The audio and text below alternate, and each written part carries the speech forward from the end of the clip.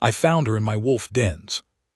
Not at the gate, not in the great hall, the way petitioners came, stamping mud from their boots and rehearsing speeches.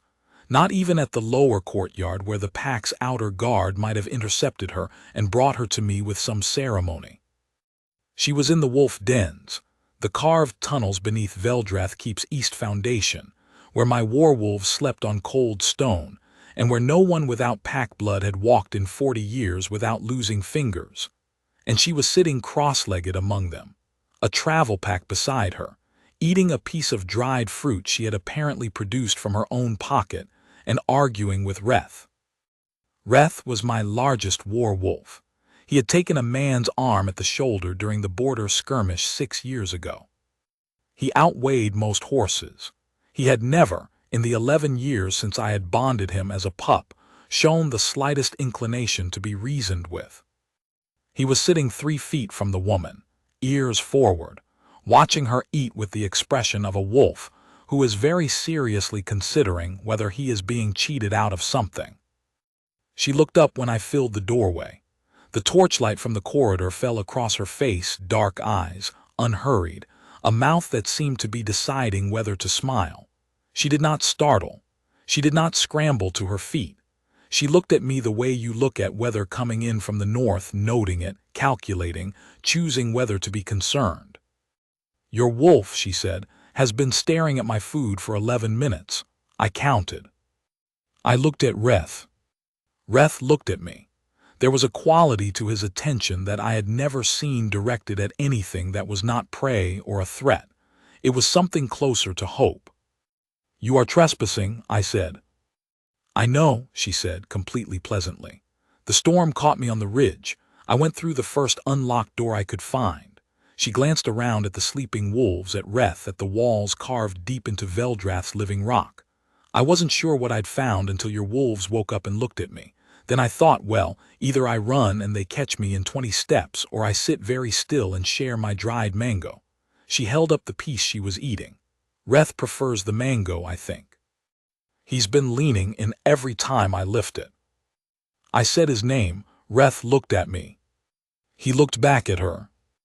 My warwolf, who had faced lances and arrows and the snarling teeth of rival pack wolves without a flinch in his entire life, looked back at her. I did not have a name for what moved through me in that moment. I called it irritation, because irritation was a feeling I understood. "Come," I said. "My steward will find you a room for the night. You leave at first light." She stood, unhurried, brushing dried fruit from her traveling coat, and followed me out of the dens without argument. Reth padded 3 steps behind her. When we reached the stairs, he sat at the bottom and watched her go up, and did not follow only because I stopped and looked at him until he thought better of it. I told myself it was the mango. My council met the next morning before she was awake. Davin, my senior elder, spread his hands across the planning table with the expression he wore whenever he was preparing to be unreasonable for what he considered reasonable reasons. "She is packless. No blood tie, no sworn alliance, no vouching pack. She arrived by breach rather than invitation." He said breach the way he said plague, with a slow, deliberate weight. "The laws of Veldrath Hold are clear." "I know the laws," I said. "Then you know she cannot stay beyond hospitality's end. One night, we escort her to the valley road at dawn." I had already been thinking the same thing. It was the only sensible course. A packless wanderer, no matter how unrattled by war wolves, was not Veldrath's concern. I went down to the wolf dens before the escort was prepared, partly to check on Reth, partly for reasons I did not examine. Saya was already there. She had come back on her own before dawn, before I had sent anyone to find her. She was sitting against the far wall with 2 of the younger wolves, Kale and Myra, barely a year old, still more paw than coordination, draped across her legs. Kale had his chin on her knee. Myra was asleep. Saya had her travel journal open across Myra's flank and was writing something, absently reaching down now and then to scratch behind Kale's ears. She looked up when I came in. "Your pups," she said, "found me. I was in the corridor. Kale dragged my coat sleeve and walked me back here. She said it simply, not as argument or appeal, just information. I didn't encourage them. I want you to know that. Kale opened one eye and looked at me with the boneless, unapologetic expression of a wolf who has decided he has found what he was looking for and sees no reason to discuss it. The escort is ready, I said. She nodded. She moved carefully not to disturb Myra and packed her journal away. She was halfway to the door when Myra lifted her head and made a sound, not a bark, not a growl, the specific low sound my wolves made only when something they considered theirs was being moved away from them without their consent. Kale echoed it. Reth, from 3 dens over, answered. Saya stopped. She looked at me. There was no triumph in it, no argument. She simply waited for me to decide what to do about my own wolves. I pinched the bridge of my nose. One more day, I said, until the road dries. The road, as we both knew, was stone. It did not need to dry. She nodded and sat back down. Myra put her head in Saya's lap and closed her eyes again with the air of a creature whose opinion of this matter had been clearly stated and would not be revisited. One more day became 3. I told myself it was logistics. The storm had taken out a section of the valley road and the repair crews needed time. I told myself it was courtesy. She had not asked for the storm, had not asked to shelter here, and Veldrath's reputation for hospitality was one of the few things Davin and I agreed was worth maintaining. I did not tell myself the truth, which was that every morning I went to the wolf dens under the pretext of checking on Reth, and every morning Saya was already there, and my wolves arranged themselves around her with the unconscious, absolute certainty of creatures who have found the fixed point around which everything else can organize. On the 3rd morning I found her standing in the outer den, the large chamber where I trained the wolves, where the ceilings were high enough for full sprint exercises, where the pack gathered when I needed to speak to them as a group. She had her back to the door. 6 of my wolves were arranged in a loose half-circle before her, sitting, watching. She was speaking to them in a low, steady voice. Not commands, not the sharp signals we used in training. Just speaking. I stood in the doorway and listened without announcing myself, which was not something I typically did, and told myself the only reason I was doing it now was curiosity about her technique. I know you don't know me yet, she was saying. I know this is your home and I walked into it without asking. I'm sorry about that part. The storm was faster than I was. She paused. Kale, who was the most skittish of the young pack, leaned incrementally forward. I've been traveling a long time. I'm not good at staying in one place. My mother used to say that was my largest character flaw, and she wasn't wrong. But she also used to say that the thing about people who can't stay still is that when they finally stop, they stop for good. Another pause. I don't know why I'm telling you this. You're wolves. Reth, from his position at the back of the half-circle, made a low sound. Saya laughed, a short, genuine sound surprised out of her. Fair point, she said. You're excellent listeners. I retreated before she turned around. I stood in the corridor for a moment with my back against the cold stone wall, and I was aware, in the specific, alarming way of a man who has been very careful for a long time, that something had shifted in the architecture of my chest, in a place I had kept sealed for a decade. I went to find Davin and told him the road repair would take another week. Her name was Saya. She was from the lowland territories, south of the Venmore Basin, where pack structures were looser and wandering between holds was common enough not to be remarked on. She had no alpha, no pack, no sworn house. She had a travel journal and a sharp mind and the specific quality of stillness that some people carry, not laziness, not passivity, but a capacity to be completely present wherever she was, so that the room or the den or the corridor arranged itself around her without her asking it to. I learned these things not because I asked. I did not ask, but because she had a way of simply saying things. She would be sitting in the great hall eating the evening meal, which I had told the steward to extend to her for courtesy's sake, and she would make a remark about the Venmore Basin's pack festivals, and the remark would lead to another, and before the evening was finished, I would know something about her that I had not known before. She asked me questions too. This was unusual. People did not, as a rule, ask me things. They told me things. They reported and petitioned and argued. They looked at my face for indications of which way my judgment was running. They did not look at me with the direct, interested attention of a woman who genuinely wanted to know the answer. "How long have you been alone up here?" she asked on the fourth night. I looked at her across the table. "Veldrath Hold has a pack of 43, I said. "That's not what I asked." I should have ended the conversation there. I did not. 10 years, I said, since Mara. She did not fill the silence with condolences or questions. She let it sit for a moment, the way you let a bruised place be, and then she said, "The wolves knew before you did, that she was gone, didn't they?" It was not a question. "Yes," I said. She nodded. She looked at her hands, then back at me. "Mine always did too. My family had a pair, not war wolves, small ones. But when my father was ill and we didn't know it yet, they stopped eating. 3 weeks before he showed any sign." She paused. "They know before we do. That's the thing about them." I thought about Reth in the dens the night she arrived, the way he had looked at her with that specific quality of attention. I thought about Kale and Myra dragging her back at dawn. I thought about the half-circle in the training den, 6 wolves sitting before her like a council that had already voted. My wolf, the deep instinctual part of me that was older than reason, older than language, that had been quiet for so long I had almost stopped listening, stirred. Not a surge or a howl. Something quieter. The way a hearth fire shifts when fresh air reaches it, catching without drama, burning steady.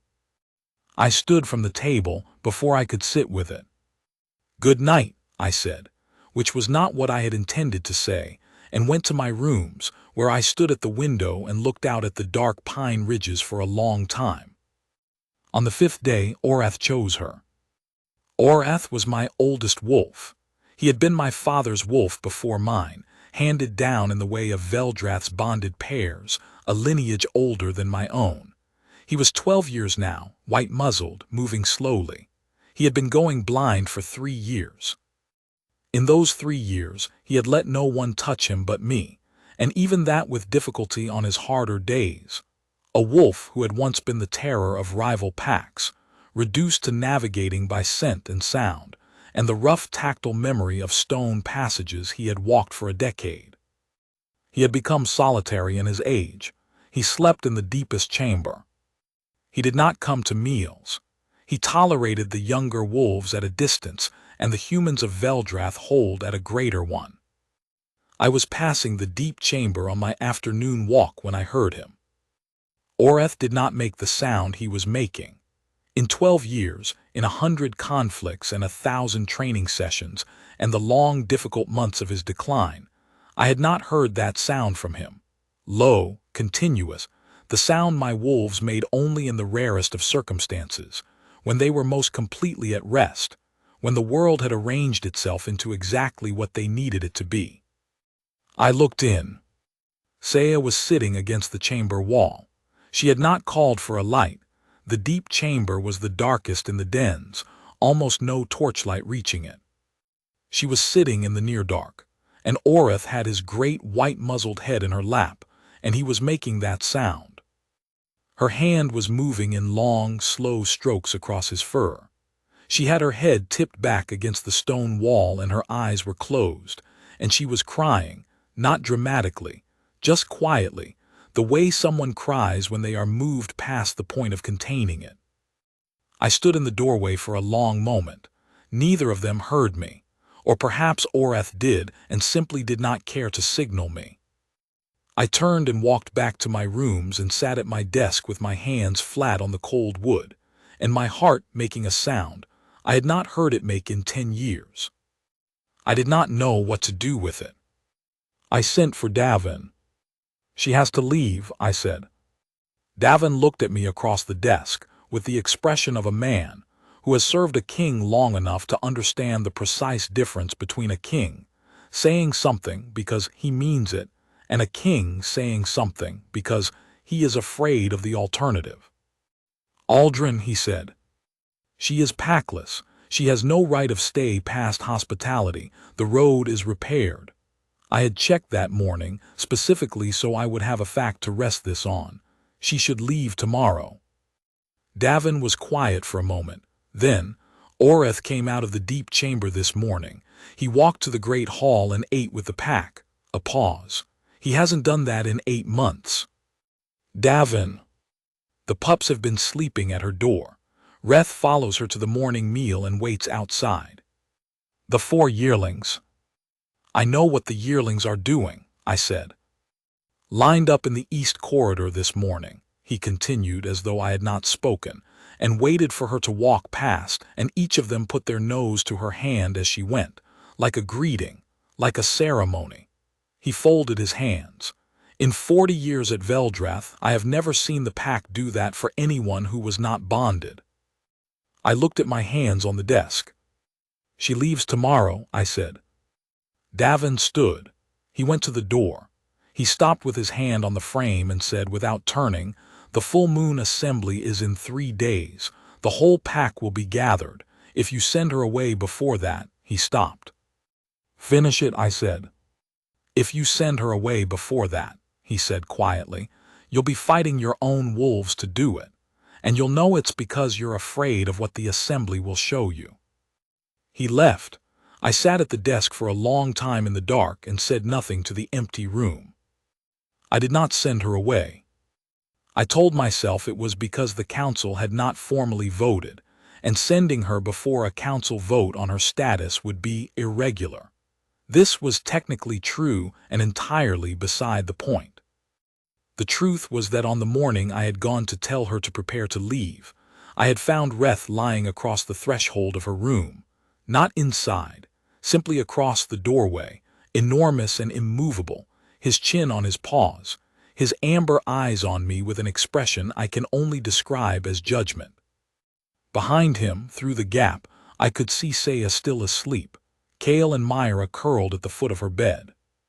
I had stood there for a long moment. Reth had looked at me. I had gone back to my rooms and found another reason to delay. The days that followed had a quality I did not know what to call. She moved through Veldrath Hold the way water finds its level, not forcing anything, not asking for anything, but arriving in the places where she was most needed without seeming to plan it. She helped the stable master with a lame horse, applying a poultice she had learned in the lowlands that she said her grandmother had used. The horse was sound in 2 days. She found the cook in a fury over a supply shortage and sat at the kitchen table and worked through the inventory with him for 2 hours until they had a solution. She spent an evening with Tam, my youngest pack member, 17, newly come to his wolf, still uncertain of himself in the way of new wolves, and I did not know what they talked about, but the next morning Tam stood differently, steadier. She did not do these things to impress me. I watched enough to know that. She did them because she noticed what needed doing and she had the capacity to do it, and that combination for her was apparently sufficient reason. I took to walking the corridors of Veldrath at hours when I might reasonably encounter her. I told myself this was because I was tracking the wolves' movements, which was a king's proper concern, and had nothing to do with the way she laughed when Kale did something foolish, or the way she listened when I spoke, fully, completely, as though what I said was the most interesting thing she had encountered, as though the words I was saying had weight she wanted to understand. On the evening before the full moon assembly, I went to the great hall to review the seating arrangements, a task I had never once done in person in 10 years of holding assemblies, and found her there, standing at the high window that looked north toward the pine ridges. She heard me come in and turned. "I've been thinking," she said, "that I should leave before tomorrow." I stopped. "The assembly is your pack's gathering," she said. "I'm not pack, I'm not anything here. I should go before I complicate it." The words she was saying were exactly the words I had been telling myself for a week, and hearing them from her, I understood for the first time what I had actually been telling myself. "Who told you that?" I asked. "Nobody, I worked it out." She turned back to the window. "It's what makes sense. I've stayed too long already. I walk into things and I don't mean harm, but I tend to," she stopped, "search for the word, stay, and that's not always what's wanted." "Saya." She turned. I had not used her name before, not like that, not with that weight. I heard it land. "Stay for the assembly," I said. "After that, if you want to go, I will not stop you." She looked at me for a long moment, those dark eyes unhurried, calculating, deciding. "All right," she said. The full moon assembly of Veldrath Hold was the night I stopped pretending. 43 pack members in the great hall, elders, warriors, families, the young wolves and the oldest ones. The fire in the central hearth built high, the torches lit along every wall, the stone floor cleared.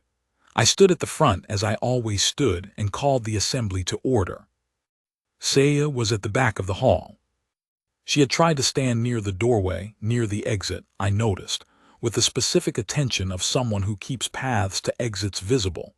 But Reth had walked to where she was and sat down next to her with the finality of a wolf who has decided where he is spending the evening and does not anticipate a debate about it.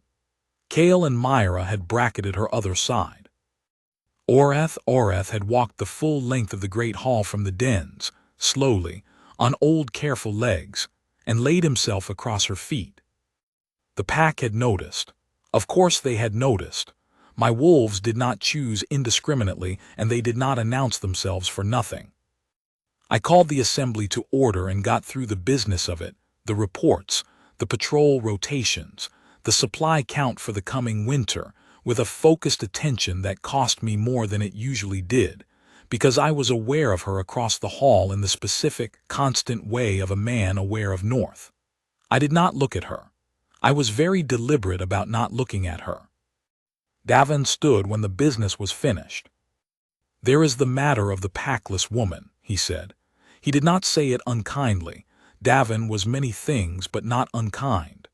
"She has been resident in Veldrath Hold for 8 days.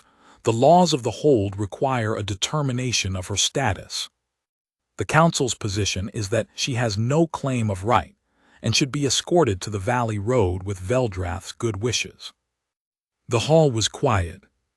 Aldrich, who was the youngest council member and had the misfortune of opinions he thought required regular expression, stood. "She's packless. No alpha vouches for her. We don't know her bloodline or her purpose. She could be a scout." Reth, from across the hall, turned his head and looked at Aldrich with a quality of regard that made Aldrich sit down again. I looked at Davin. Davin looked at me. In his eyes I saw what he was not saying, that this was the moment, that the assembly was the place for it, that my wolves had already made their determination and were waiting only for me to catch up. I looked across the hall. She was watching me, not with hope, not with argument, simply watching the way she always watched, that direct, complete attention. She had her hands quiet at her sides. Oreth had his head on her feet. Reth was sitting beside her like a guard who has chosen his post and does not intend to move. And the thing that I had sealed for 10 years, the thing that I had told myself was courtesy, logistics, the state of the road, the dryness of the weather, the technical irregularity of the council vote, all of it gave way at once, the way stone gives under water that has been patient long enough. The mate mark on my wrist, dormant for a decade, silent as the cold stone of Veldrath in the years since Mara burned to life. Not gently, not gradually. All at once, a ring of silver fire around the inside of my left wrist, luminous enough to be visible from across the hall, bright enough that the pack member standing nearest me stepped back. I felt it before I saw it, a warmth that moved outward from that point through the whole of me, a recognition so complete it left no room for argument or denial or delay. I heard the hall go still.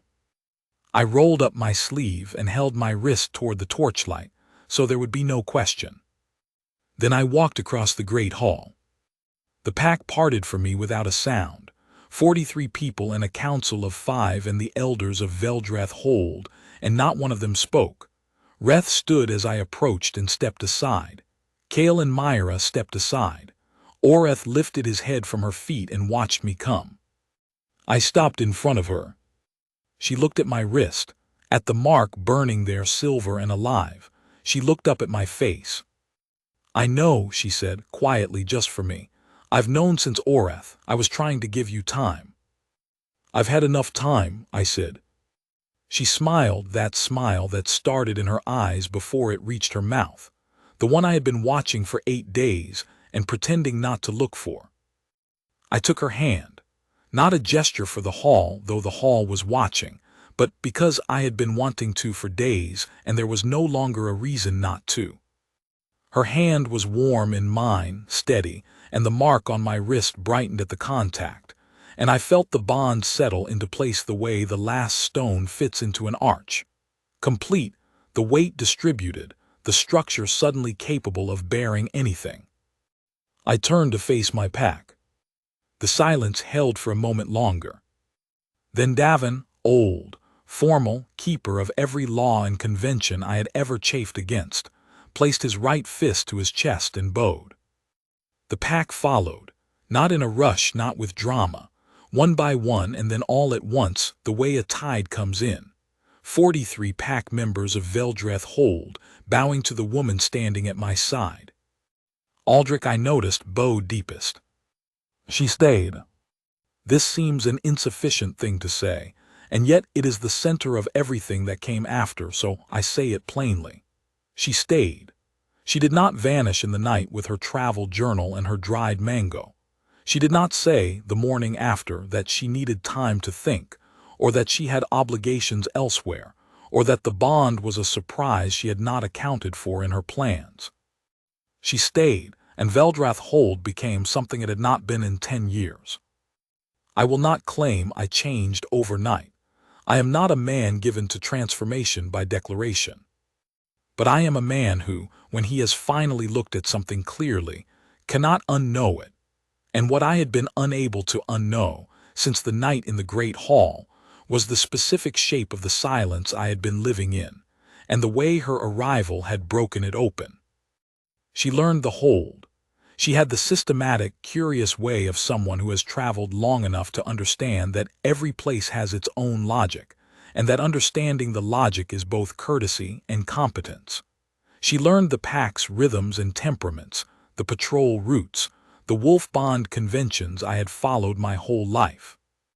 She asked questions that were sometimes embarrassingly clarifying, the kind of questions that exposed that a habit I had followed for a decade was actually just a habit, not wisdom. She argued with me. Not combatively, she was not combative, but she had opinions and she stated them without qualification, and she did not change them because I had authority and she did not. On 3 separate occasions she was demonstrably right and I was demonstrably wrong, and I told her so each time, which surprised her, which in turn told me something about the men she had known before. Reth followed her through the corridors. Kale and Myra continued to treat her room as a secondary den. Oreth came out of the deep chamber every morning now and walked to breakfast, and in the evenings he settled near, wherever she was with the deep, boneless certainty of an old wolf who has arranged his remaining time exactly as he wants it. On the morning 1 month after the assembly, I found her in the eastern garden, a neglected space, stone benches and dormant planters, the kind of place that accumulates in a hold where the person who loved it has been gone a long time. She was kneeling in one of the planters with her coat rolled up, doing something practical to the soil. "You could ask the gardener," I said. "I could," she agreed, not looking up, "but I wanted to do it myself." I sat on the stone bench and watched her work.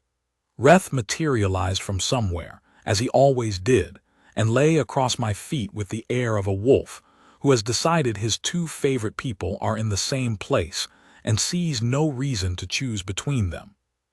Mara planted these, I said. It was not something I had said aloud in a long time. Not difficult, just present, the way old things sometimes are. She had plans for the garden. She didn't have time. Saya sat back on her heels and looked at me. What did she plan? I told her. I remembered more than I had known I remembered. The varieties of herbs she had wanted along the south wall, the climbing vine she had argued with the stone mason about, the specific way the light came in from the eastern window in late afternoon, and why she had cared about it.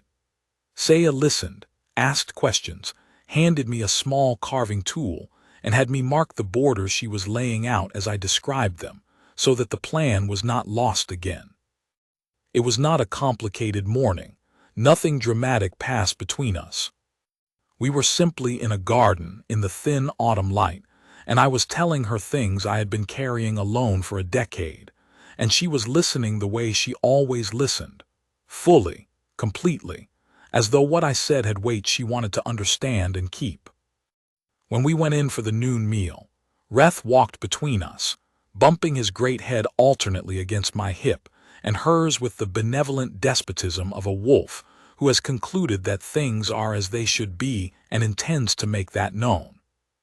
I thought about what Saya had told me that first week in the great hall over the evening meal, the thing her mother had said about people who cannot stay still, that when they finally stop, they stop for good.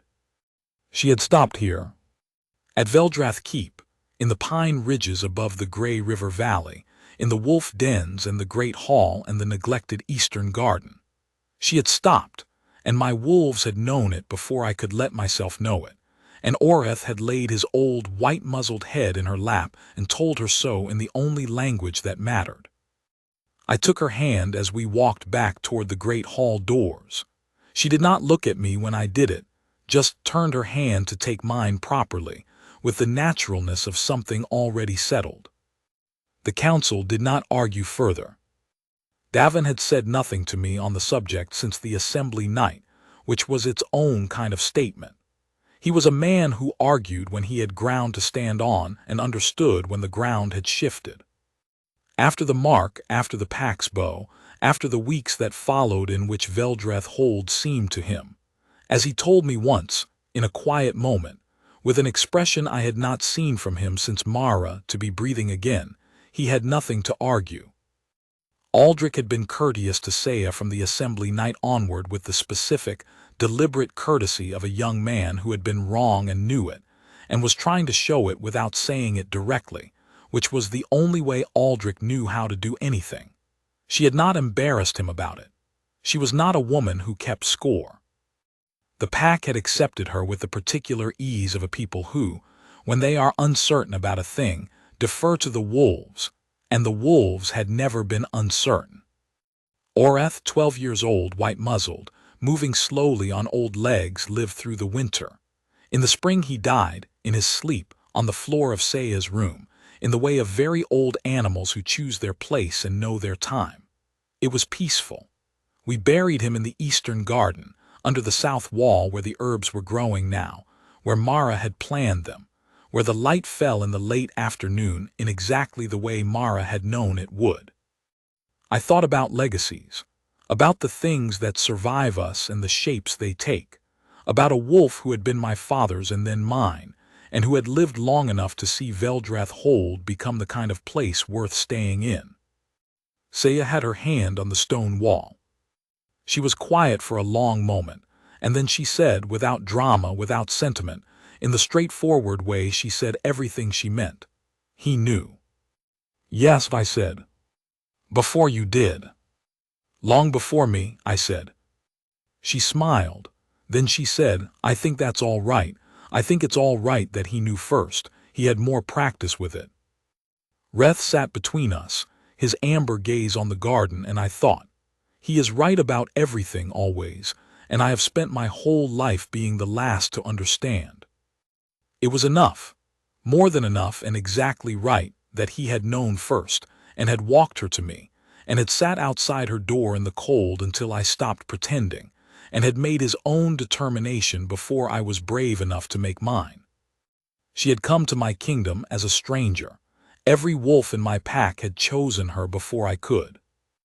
I held her hand in the spring light, in the garden Mara had planned and Saya had restored, and I was grateful for the storm that had sent her to the wrong door, and for Reth's amber eyes in the torchlight, and for an old wolf's certain, patient wisdom, and for a woman who had stopped at last and stopped here, and who laughed at the wrong moments and meant every word she said.